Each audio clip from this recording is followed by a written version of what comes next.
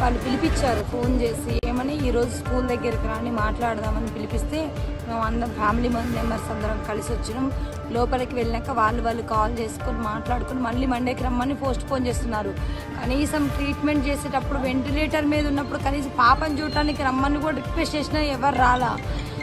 ఒక్కలైనా management నుంచి తరపు నుంచి మరి చనిపోయింది కదా పాప, పేరెంట్స్ పలకరిద్దామని టీచర్సే ప్రిన్సిపల్ ఎవరు కూడా ఇంటికి రాలేదు. ఇంతవరకు కూడా శ్రీ చైతన్య తరపు నుంచి కూడా పరామర్శించడానికి కూడా ఎవరు రాలేదు. మా పాపకు న్యాయం జరగాలని కోరుకుంటున్నాను. ఈరోజు శ్రీ చైతన్య స్కూల్ మేడ్చల్లో వారం రోజుల క్రితం చనిపోయిన అమ్మాయి తల్లిదండ్రులను పిలిపించి వాళ్ళు ఈరోజు నెగోషియేట్ చేస్తామండి, మీకు నష్టపరిహారం ఇస్తామని చెప్పి పిలిపించి కేవలం ఒక అధికారం లేని ఒక వాళ్ళ స్టాఫ్ని పంపించి మళ్ళీ మండే, ట్యూస్డే, వెడ్నెస్డే అని మళ్ళీ వీళ్ళు రిపీటెడ్గా చేయడం జరుగుతుంది. మళ్ళీ ఈ శ్రీ చైతన్య వాళ్ళు జరిగిపోయిన నష్టాన్ని పూర్తి చేయకుండా ఈరోజు ఎవరైతే ఇతర విద్యార్థుల తల్లిదండ్రులు ఉన్నారో వాళ్ళని విమర్శపూర్వకంగా వాళ్ళని తీసుకొస్తున్నారు.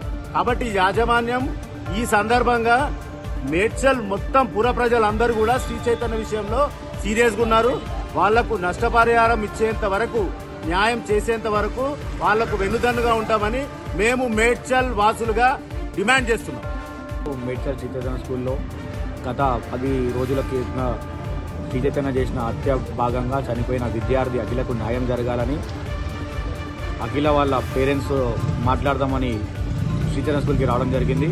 ఈరోజు 10 రోజుల నుంచి శ్రీ చైతన్య స్కూల్ మేనేజ్మెంట్ దీన్ని నానుస్తూ ఈ రోజుకి 10 రోజులు గడిచినా ఈరోజు కూడా మాట్లాడితే మేనేజ్మెంట్ ఒక పర్సన్ వచ్చి ఈరోజు కూడా దానికి ఎటువంటి సొల్యూషన్ ఇవ్వకుండా మేము మళ్ళీ దీన్ని మండే వరకు మేము న్యాయం చేస్తామని మాట్లాడుతూ దీన్ని మండే అంటారు, ట్యూస్డే అంటారు, ఇప్పటికీ కూడా ఎవరు రావడం లేదు.